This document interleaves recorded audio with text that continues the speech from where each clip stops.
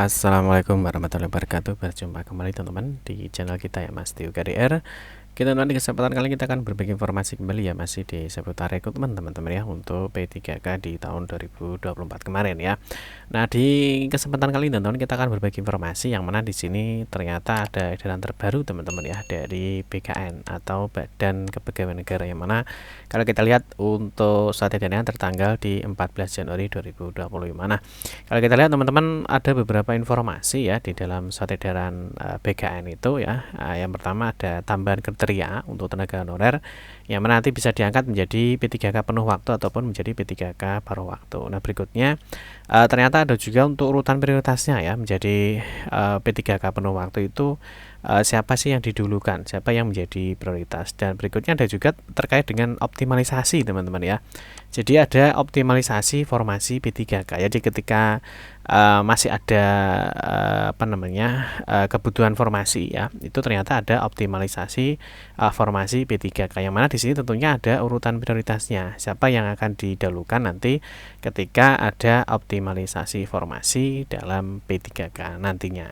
Itu teman-teman ya, nanti kita akan bahas di video ini mengenai edaran terbaru dari BKN. Ada informasi apa ya, tentunya kalau kita cuplik sedikit teman-teman, di sini ada kriteria tambahan ya untuk seleksi P3K ini bagi tenaga non ASN yang terdaftar di dalam database BKN. Nah, kalau kita intip sedikit teman-teman, ternyata di sini ada optimalisasi kebutuhan. Ya, jadi artinya ketika ada kebutuhan yang belum terpenuhi ya setelah seleksi P3K di tahap 2. Nah, ini ternyata dapat diisi dari pelamar jabatan atau kualifikasi pendidikan yang sama dari unit penempatan atau lokasi atau yang sama atau berbeda ya. Ada urutan kelulusannya. Nanti kita akan cek terus berikutnya. Di sini ternyata ada juga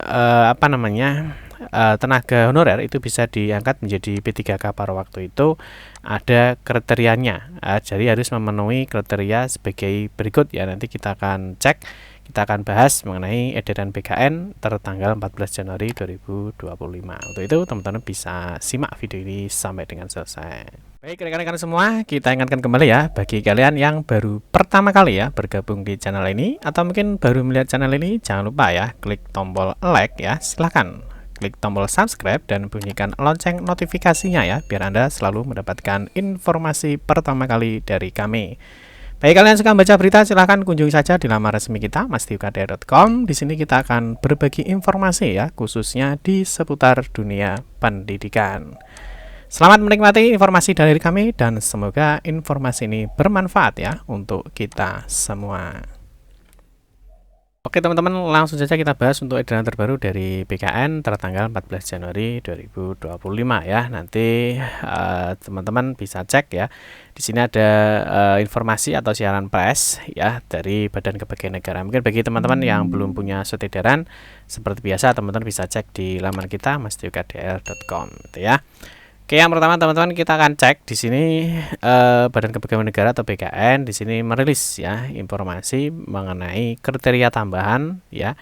Kriteria pelamar tambahan seleksi P3K bagi pegawai non ASN yang masuk di dalam database BKN, yang mana di sini tertanggal 14 Januari 2025. Nah, di sini kita akan cek informasinya teman-teman ya. Jadi pemerintah kembali menerbitkan ketentuan tambahan terhadap kriteria pelamar seleksi pegawai pemerintah dengan perjanjian kerja atau P3K untuk tahun anggaran 2024 kemarin ya, yakni melalui keputusan Menpan RB nomor 15 tahun 2015 tentang kriteria pelamar tambahan pada seleksi P3K bagi pegawai non ASN yang terdaftar dalam pangkalan data atau database Badan Kepegawaian Negara dan mekanisme pengolahan nilai hasil pengadaan P3K tahun anggaran 2024. Nah, mungkin nanti yang teman-teman belum paham ya terkait dengan peraturan Menpan RB nomor 15 tahun 2025, teman-teman seperti biasa ya bisa dicek saja ya. Nah, nanti seperti biasa ya teman-teman bisa cek di laman mastiukdr.com. Di sini kita sudah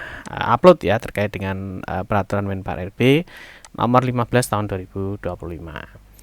Oke, yang berikutnya teman-teman kita lanjutkan di sini teman-teman, ketentuan terbaru ini ya. Jadi ketentuan terbaru ini berlaku untuk peserta yang melamar seleksi P3K di tahap 2.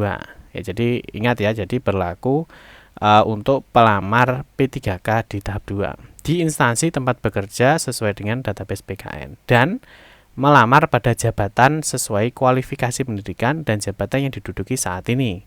Nah, adapun kriteria pelamar tambahan yang diatur dalam ketentuan baru ini yakni pelamar yang tidak dapat memenuhi syarat atau TMS seleksi administrasi pengadaan P3K di tahap 1. Jelas ya, jadi kalau teman-teman yang kemarin TMS di tahap 1. Yang kedua, pelamar yang tidak memenuhi syarat atau TMS seleksi administrasi pengadaan CPNS. Jadi masih di seputar TMS teman-teman ya. Di poin 3, pelamar yang belum melamar seleksi pengadaan ASN.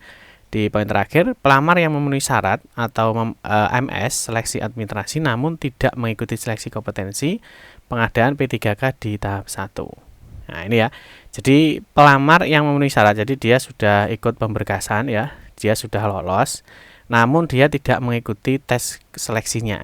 Ya, jadi kalian ini kan di proses seleksi P3K kan ada dua jenis teman-teman ya, ada seleksi administrasi ya atau berkas, ada seleksi kompetensi. Ini di poin 4 ini ya, tambahannya di poin 4 ini dia adalah sudah lolos berkas tapi tidak mengikuti seleksi kompetensinya itu ya.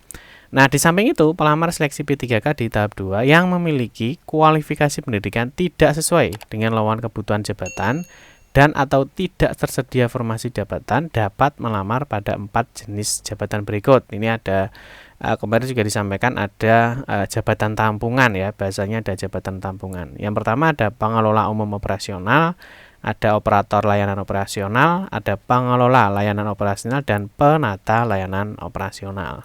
Nah, untuk optimalisasi kebutuhan ini teman-teman ya, yang belum terpenuhi setelah seleksi P3K di tahap 2 selesai dilaksanakan, kebutuhan ini dapat diisi dari pelamar pada jabatan dan kualifikasi pendidikan yang sama dari unit penempatan lokasi atau berbeda dengan ketentuan berurutan kelulusannya sebagai berikut.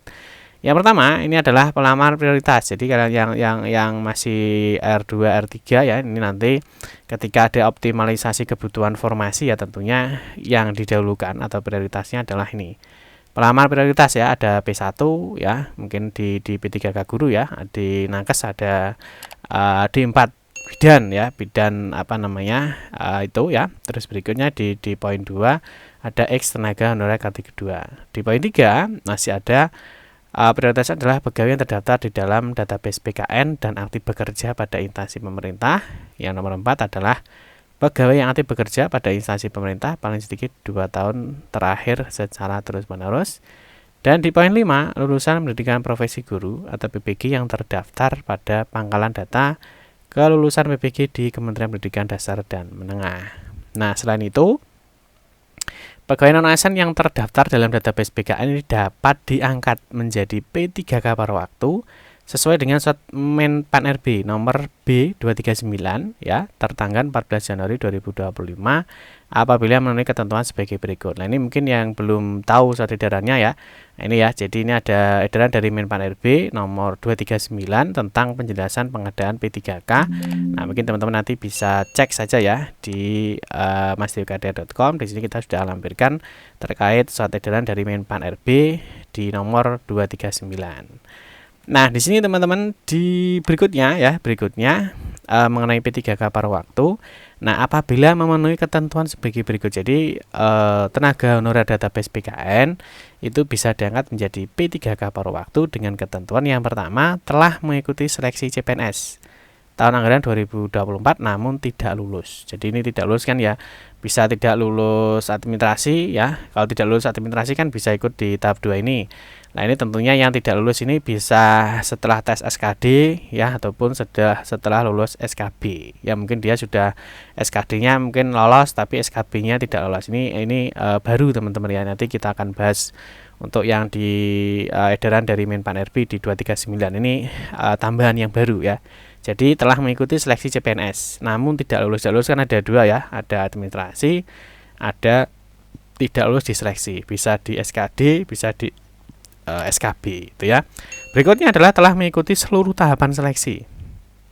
Ya, sudah mengikuti seluruh tahapan seleksi P3K baik di tahap 1 atau tahap 2 namun tidak dapat mengisi lowongan kebutuhan. Jadi ini statusnya bisa R2 ataupun bisa R3. Jadi yang tidak ada L-nya ya. Jadi tentunya yang bisa diangkat menjadi P3K paruh waktu adalah ini ya, berdasarkan edaran terbaru di 239. Itu teman-teman ya. Ini mengenai surat edaran dari BKN ya, terkait dengan tambahan ya. Jadi ada tambahan pelamar, kriteria pelamar tambahan pada seleksi P3K bagi teman-teman yang masuk di dalam database BKN. Oke teman-teman, mungkin itu saja ya informasi yang dapat kami sampaikan ya. Semoga informasi ini bermanfaat ya. Teman-teman tetap standby di channel ini. Nanti kita akan bahas mengenai informasi-informasi baik di seputar ASN ataupun di seputar dunia pendidikan.